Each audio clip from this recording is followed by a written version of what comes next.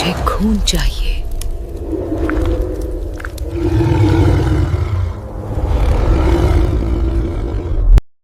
उत्तर प्रदेश के एक छोटे से गांव मथुरापुर में रामदास नाम का एक आदमी रहता था।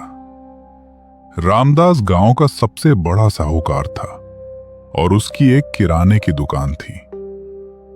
लेकिन वो इतना ज्यादा लालची था कि वो जितना कमाता उतना अधिक चाहता था। उसका मन कभी नहीं भरता था।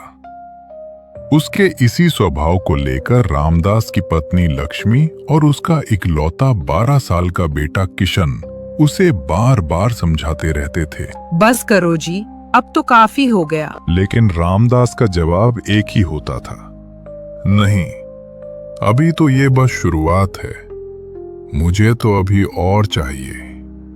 गांव के बाहर एक पुराना जर्जर मंदिर था, काली माता का। लोग कहते थे कि वहां अब कोई नहीं जाता क्योंकि पिछले 30 साल से वहां अजीब घटनाएं होती हैं। कभी रात में किसी के रोने की आवाज आती, कभी हंसने की, या कभी किसी औरत की चीख आती थी।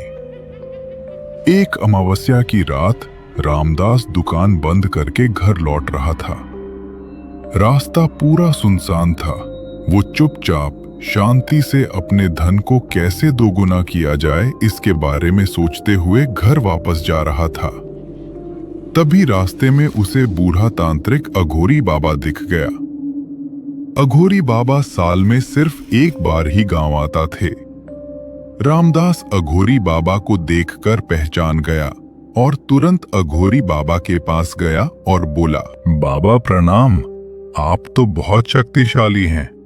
मुझे भी कुछ तंत्र मंत्र सिखा दीजिए जिससे मेरा धन दोगुना हो जाए। धन तो सबको चाहिए रामदास, लेकिन जो शक्ति मैं जानता हूं वो सिर्फ धन नहीं देती, वो धन के साथ बहुत कुछ तुम्हें दे सकती है। नहीं बाबा, मुझे कुछ और नहीं चाहिए, मुझे सिर्फ धन ही चाहिए। मैं तुम्हें सिद्धि दे दूंगा जिससे तुम जितना चाहो धन पा सकते हो, लेकिन क्या बाबा, इसकी तुम कीमत चुकानी हो सकती है। मैं तैयार हूं बाबा, जो भी करना पड़े कर लूंगा। बाबा ने उसे चेतावनी दी, ये कोई साधारण सिद्धि नहीं है बेटा, ये रक्त पिशाचिनी की साधना है। वो एक बार जाग गई तो जीवन भर तुम्हारा पीछा नहीं छोड़ेगी। रामदास ने हठ किया, नहीं बाबा, आप मुझे सिखा दो, मैं ये सिद्धि किसी भी कीमत पर पाने को तैयार हूं। बाबा के बहुत मना करने के बाद भी वो नहीं माना। अंत में बाबा को हार मानकर उसे सिद्धि पाने में मदद करने के लिए तैयार ही होना पड़ा। अघोरी बाबा ने उसे पूरी विधि बताई। 1. गांव के बाहर वाली पुरानी कुएं से रात 12 बजे एक काला घड़ा भरकर लाना। 2. 7 दिन तक रोज एक एक मुर्गे का खून उस घड़े में डालना। 3. 7वें दिन अमावस्या को किशन बेटे को साथ लेकर मंदिर आना। 4. बेटे को घड़े का पानी पिलाना। बेटे को?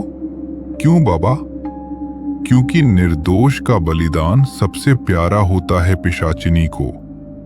लेकिन चिंता मत करो, बेटा मरेगा नहीं तुम्हारा, बस उसकी आत्मा का एक हिस्सा पिशाचिनी को देना पड़ेगा।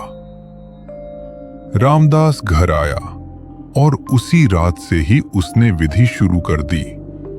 वो रात के 12 बजे गांव के पुराने कुएं से पानी भरकर लाया और 7 दिन तक उसने चुपचाप मुर्गे काटे और खून जमा किया। लक्ष्मी ने पूछा तो झूठ बोल दिया कि दुकान के लिए कुछ प्रयोग कर रहा है।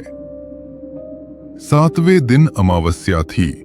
रामदास ने किशन को कहा, बेटा, आज रात माता के मंदिर चलेंगे, बहुत बड़ा धन आने वाला है।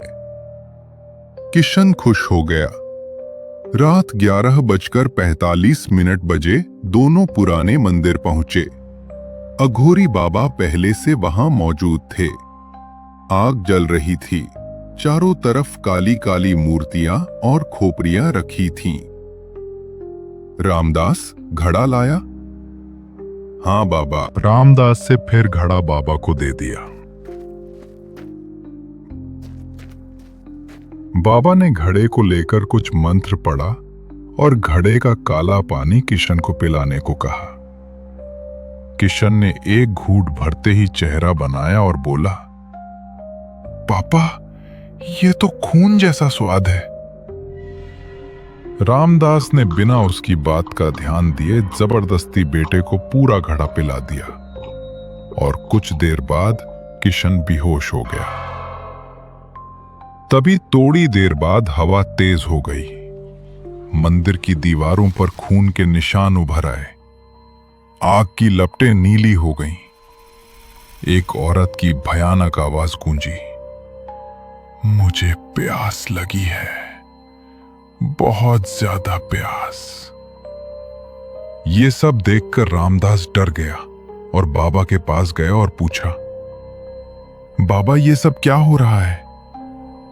चिंता मत करो मेरे बेटे, ये संकेत हैं कि तुम्हें सिद्धि मिल चुकी है और पिशाचनी जाग चुकी है। ये सब कहकर अघोरी बाबा ने रामदास को एक काला ताबीज थमाया और बोले, अब ये ताबीज तुम्हारे पास रहेगा।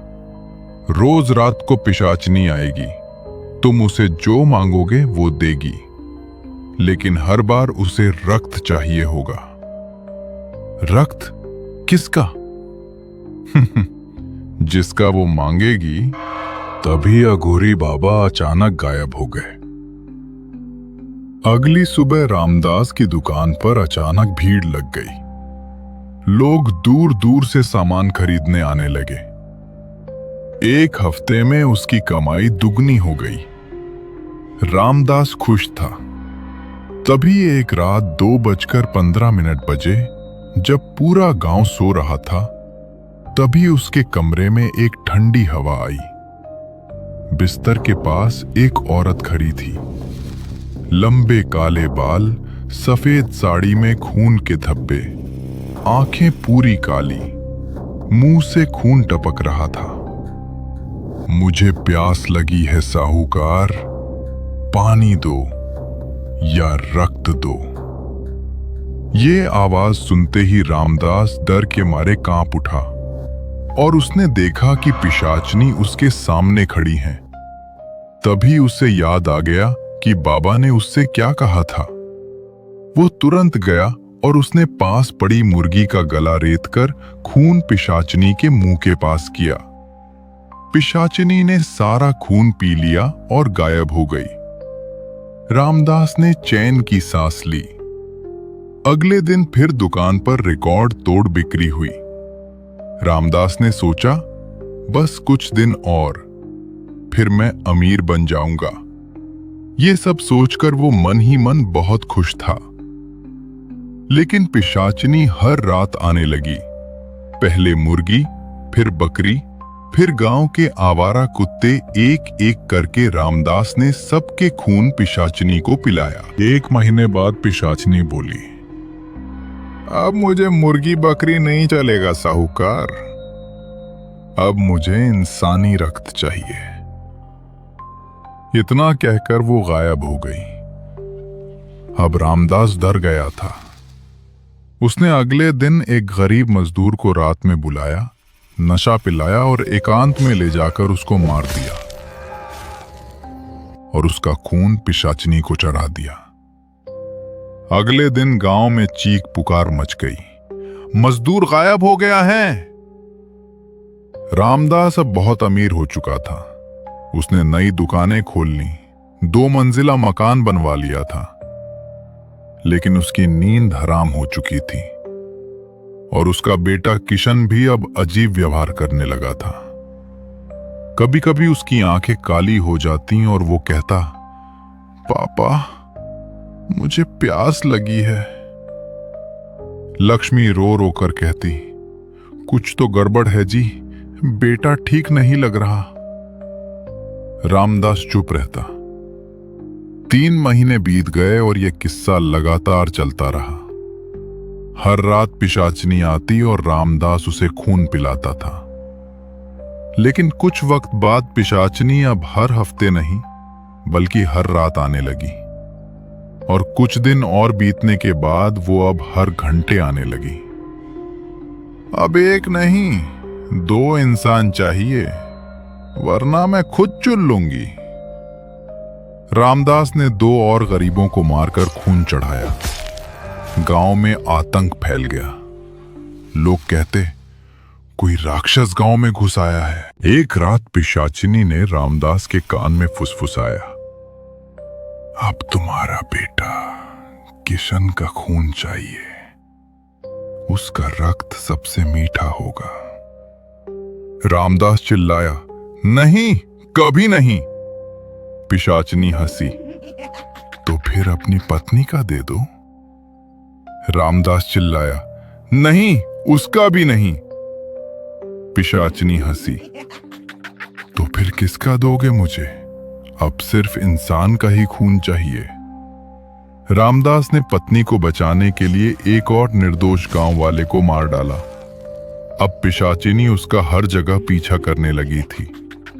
रामदास से अनुभव किया कि किशन भी अब धीरे धीरे पूरी तरह बदल चुका था। वो रात को उठकर कहता, पापा, वो औरत मुझे बुलाती है, कहती है मेरे पास आओ। रामदास अब डर चुका था और इस समस्या का हल पाने के लिए वो अपने बेटे को लेकर फिर मंदिर गया।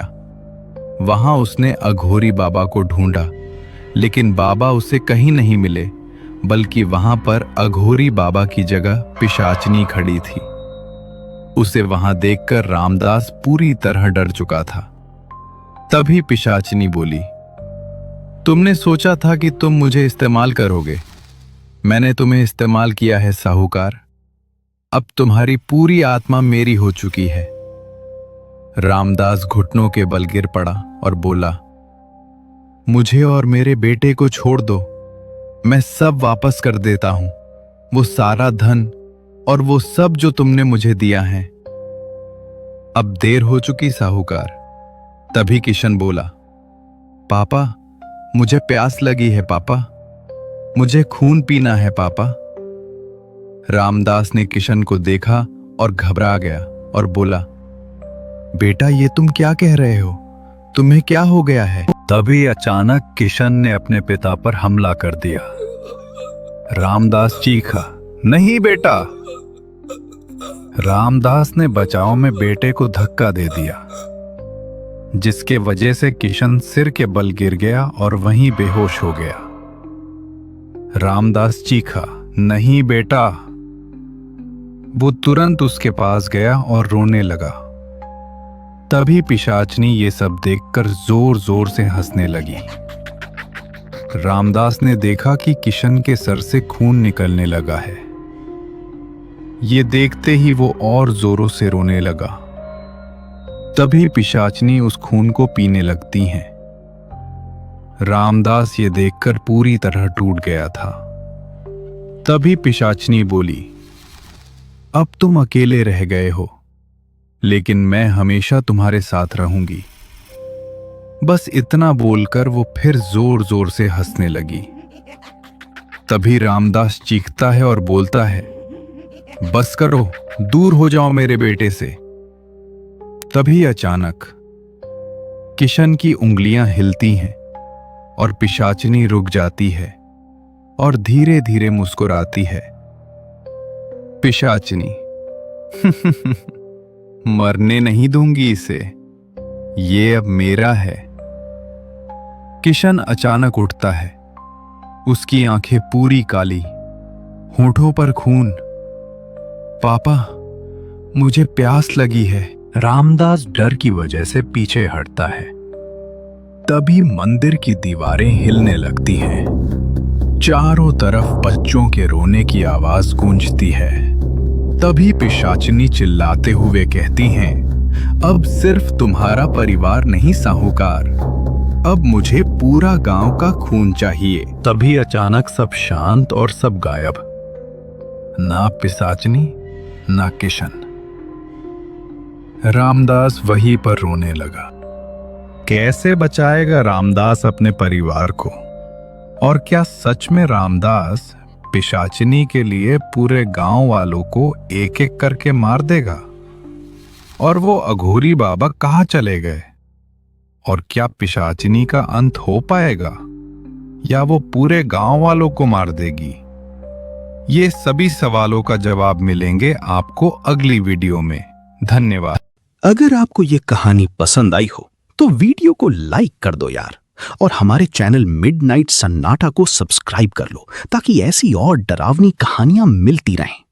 बेल आइकन दबा दो ताकि अगली कहानी मिस ना हो। कमेंट में बता दो सबसे डरावना हिस्सा कौन सा लगा। थैंक यू, और रात में अकेले मत सुनना।